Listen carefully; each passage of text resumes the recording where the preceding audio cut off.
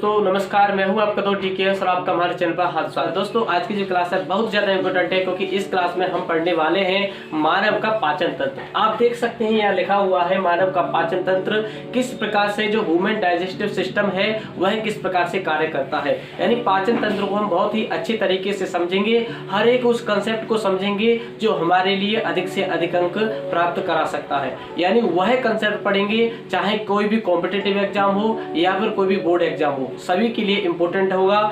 किसी भी कंसेप्ट पर कार्य करने से पहले दोस्तों आप उसकी जो थ्योरेटिकल कंसेप्ट होता है उसको बहुत अच्छे तरीके से समझें। तो दोस्तों आज हम एक अच्छे कंसेप्ट पर कार्य करेंगे, जिसके द्वारा जो मानव का पाचन तंत्र है इसको बहुत सरल तरीके से समझते हैं। तो दोस्तों सबसे पहले हम इस क्लास में समझने वाले हैं कि जो मनुष्य का जो पाचन तंत्र है वह किस प्रकार से कार्य करता है। मनुष्य का जो पाचन होता है, मनुष्य के पाचन तंत्र के दौरान जो भी पाचन क्रिया होती है उसमें कौन कौन से एंजाइम, कौन कौन से हार्मोन्स निकलते हैं, जिसके द्वारा मनुष्य का जो भोजन ग्रहण करता है, मनुष्य जो भी भोजन ग्रहण करता है उसका पाचन होता है। तो दोस्तों आज की ये क्लास में हम समझेंगे कि जैसे कि भोजन पहुंचता है मुख में, तो मुख में जो है 3 प्रकार की जो लार ग्रंथियां होती है वह कौन कौन सी ग्रंथियां होती है, उनसे कौन कौन सी लार निकलती हैं और वह लार क्या कार्य करती है। उसके पश्चात भोजन पहुंचता है ग्रसनी से होकर ग्रासनली में आता है, यह ग्रसनी होता है। मुख का लास्ट पीछे वाला भाग होता है ग्रसनी, जबकि ग्रासनली से होता हुआ भोजन यह ग्रासनली होती है,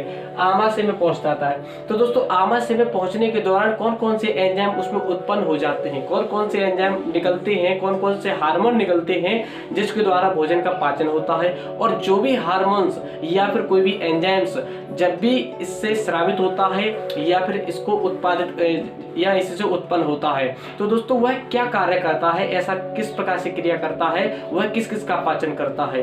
तो यह सारी क्रिया विधि आज हम समझने वाले हैं। दोस्तों क्लास से जुड़े रहिए। और अब हम समझते हैं कि सबसे पहले मनुष्य का जो भोजन का पाचन तंत्र है कैसे प्रारंभ होता है। तो दोस्तों आपको पता होगा कि सबसे पहले जो भोजन का पाचन है मुख से ही प्रारंभ हो जाता है।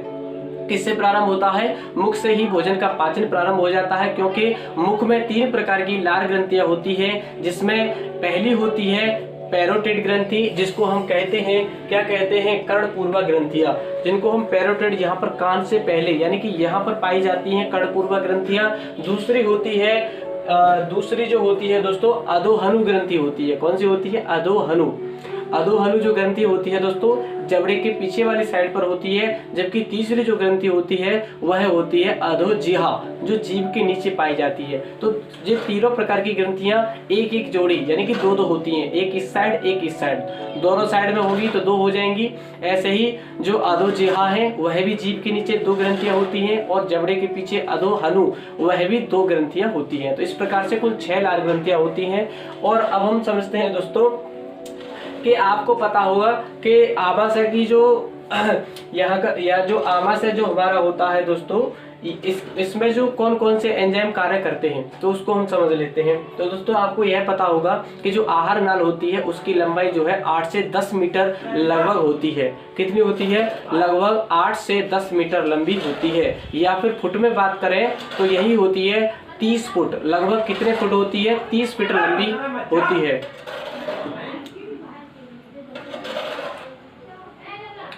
लगभग 30 फीट लंबी होती है। कितने फीट होती है? लगभग 30 फीट लंबी होती है। तो सबसे पहले हम बात करते हैं दोस्तों आमाशय में पाचन पढ़ेंगे। यहाँ से मुख से पाचन समझते हैं, जैसे मुख में पहुंचता है भोजन तो मुख में जो है एक लाइपेज एंजाइम निकलता है और टाइलिन एंजाइम निकलता है और श्लेष्म भी निकलता है। श्लेष्म का मतलब होता है म्यूकस। श्लेष्म का मतलब क्या होता है? म्यूकस एंजाइम निकलता है, जो कि एक चिपचिपा पदार्थ होता है। तो आप इस प्रकार से याद रखेंगे। और जैसे ही भोजन मुख में पहुंचने के पश्चात किस में पहुंचता है? ग्रसनी में। कहाँ पहुंच जाता है? ग्रसनी में। और ग्रसनी से होता हुआ इस ग्रास नली में आ जाता है, और ग्रास नली से भोजन पहुंचता है आमाशय में, जिसको हम स्टोमाच कहते हैं। क्या कहते हैं? स्टोमाच, यानी कि आमाशय में। तो दोस्तों आमाशय में जैसे ही भोजन आ जाता है, आपको एक और फैक्ट बताता हूं कि यह जो ग्रास नली होती है इसमें कोई भी पाचन ग्रंथियां नहीं होती, कोई भी पाचन ग्रंथियां नहीं होती हैं, क्योंकि इसमें कोई भी भोजन का पाचन नहीं होता है। यह सिर्फ भोजन का यह अपने संकुचन द्वारा क्या करती है, यह संकुचन करती है, इसी के द्वारा भोजन जो है खिसक करके नीचे आ जाता है आमाशय में। तो आमाशय के जो भाग होते हैं 3 भाग होते हैं। पहला भाग वह होता है जहां पर यह जो ग्रास नली है आमाशय में खुलती है, तो दोस्तों उसको हम कहते हैं कार्डियक भाग। क्या कहते हैं, कार्डियक भाग। यहाँ पर ग्रास नली खुलती है, इसका जो ऊपर वाला सिरा होता है वही कहलाता है कार्डियक भाग। क्या कहलाता है, कार्डियक भाग, जहां पर ग्रास नली आमाशय में खुलती है। अभी हम सारे फैक्ट को समझेंगे कि इससे कौन कौन से एंजाइम निकलेंगे, यह कार्डियक भाग से कौन से निकलेंगे। जो दूसरा भाग होगा, इसके लगभग 3 पार्ट होते हैं। मेन तो 3 पार्ट है, लेकिन चौथा एक और है जिसको हम शेषाग्र कहते हैं या फिर काय कहते हैं। क्या कहते हैं, काय। तो इस प्रकार से आप याद रखेंगे। अगला जो भाग होता है दोस्तों, पहला भाग है क्या है, कार्डियक। दूसरा है फंडिक। क्या है, फंडिक। दूसरा फंडिक भाग होता है। तीसरा होता है पाइलोरिक। जो लास्ट भाग है वह होता है पाइलोरिक। और पाइलोरिक भाग के भी सबसे नीचे वाला हिस्सा होता है शेषाग्र, जो कि छोटी आंत में जाकर के खुलने लगता है। यह किससे जुड़ा है, आमाशय छोटी आंत से जुड़ा है। और छोटी आंत के किस भाग से जुड़ा है, वह जुड़ा होता है ग्रहणी से। यहाँ लिखा हुआ है दोस्तों छोटी आंत है, और छोटी आंत का भाग है ग्रहणी। क्या है, ग्रहणी। और ग्रहणी में जाकर के कौन खुलता है, आप यहाँ देख सकते हैं शेषाग्र, यानी कि काय बोला जाता है। इसको क्या बोला जाता है, काय।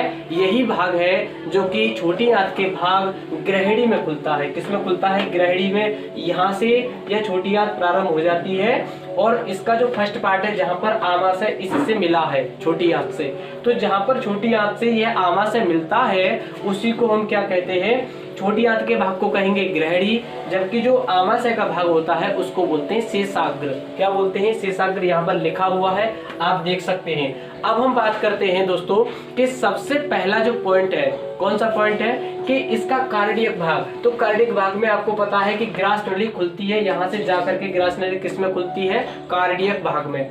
अगला जो पॉइंट है फंडिक भाग, इसका जो मध्य भाग होता है उसको हम क्या कहते हैं, फंडिक भाग। इस प्रकार से प्रश्न बहुत ज्यादा बार पूछा गया है कि जो आमाशय का मध्य भाग होता है उसको क्या कहा जाता है।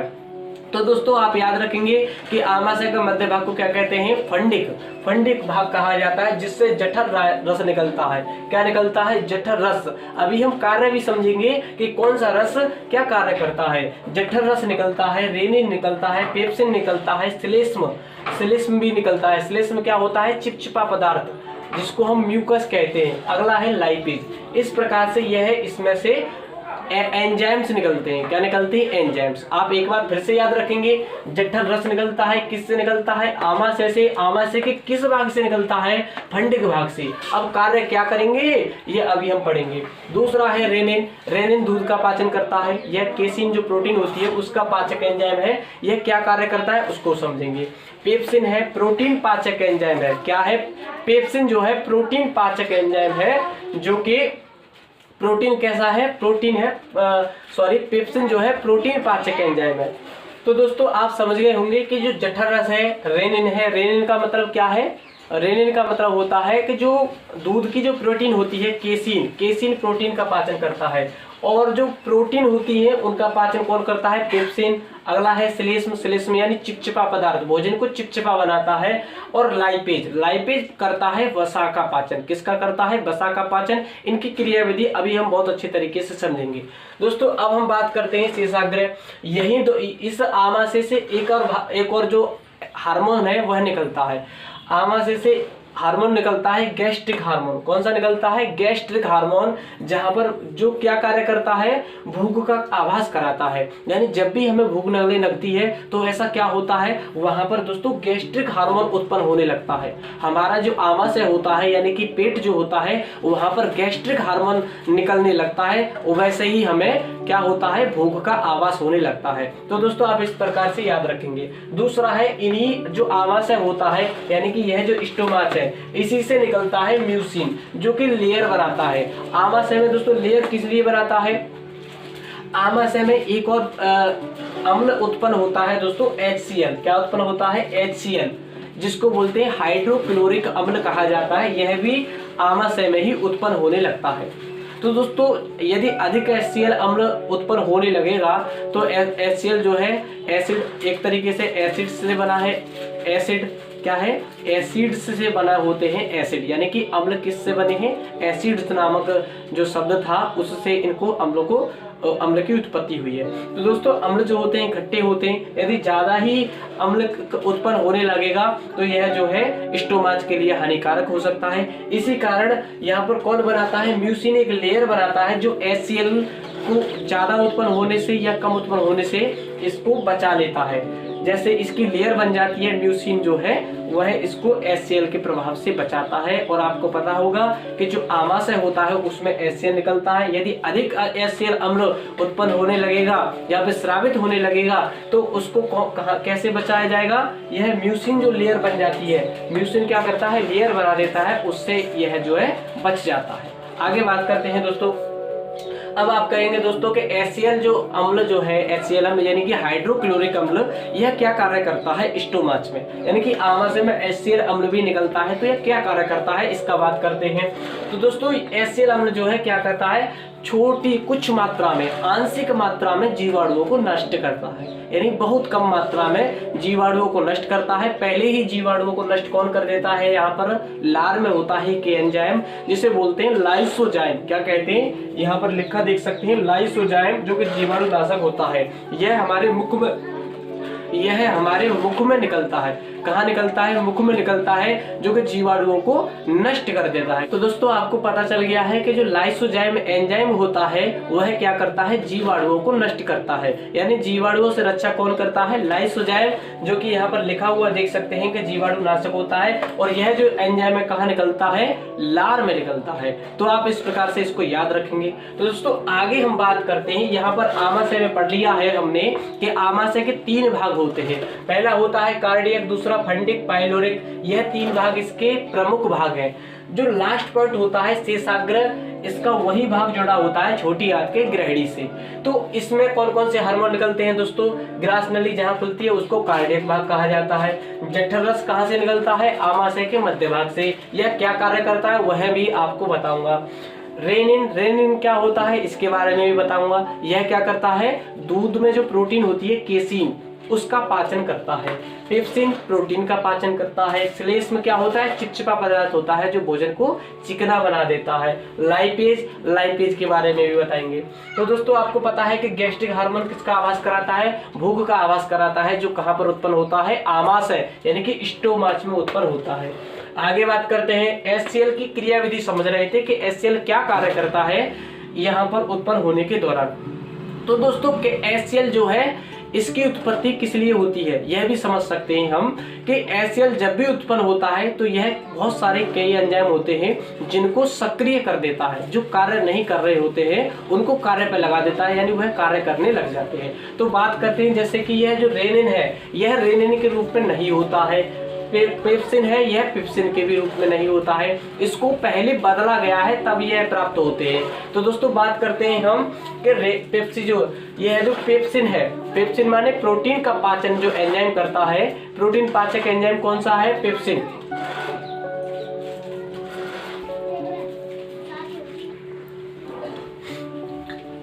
तो दोस्तों यह जो पेप्सिन होता है कौन सा एंजाइम, पेप्सिन, यह पेप्सिनोजन के रूप में होता है जो कि HCl अम्ल के साथ क्रिया करे। यह पेप्सिन कहाँ उत्पन्न होता है, आमाशय का भाग होता है। आमाशय का कौन सा भाग होता है, फंडिक। फंडिक में क्या कौन सा एंजाइम निकलता है, पेप्सिन। पेप्सिन से क्रिया जो पेप्सिन किस रूप में प्राप्त होता है, तो दोस्तों इसी आमाशय में HCl अम्ल भी होता है, तो उसी से क्रिया करने के दौरान यह बन जाता है पेप्सिन। जबकि यह पेप्सिन के रूप में नहीं होता है, यह होता है पेप्सिनोजन के रूप में। किसके रूप में, पेप्सिनोजन के रूप में होता है। क्या होता है, पेप्सिनोजन के रूप में होता है और HCl अम्ल से क्रिया करता है। किससे करता है दोस्तों, HCl अम्ल से क्रिया करने के बाद क्या होता है, जैसे ही यह पेप्सिनोजन जो है HCl अम्ल से क्रिया करेगा। किससे क्रिया करेगा, यहाँ पर देख सकते हैं, यहाँ प्लस दिखाया गया है, HCl अम्ल। HCl अम्ल से क्रिया करेगा तो यह बदल जाता है पेप्सिन में। किस में बदलता है, पेप्सिनोजन एंजाइम। पेप्सिनोजन एंजाइम जो है पेप्सिन में बदलता है। किस में बदलता है, पेप्सिन में बदलता है। यही तो पेप्सिन है, पहले किस रूप में होता है, पेप्सिनोजन के रूप में। अब किस में बदल गया, HCl अम्ल की उपस्थिति के कारण इससे क्रिया करके पेप्सिन बनाता है।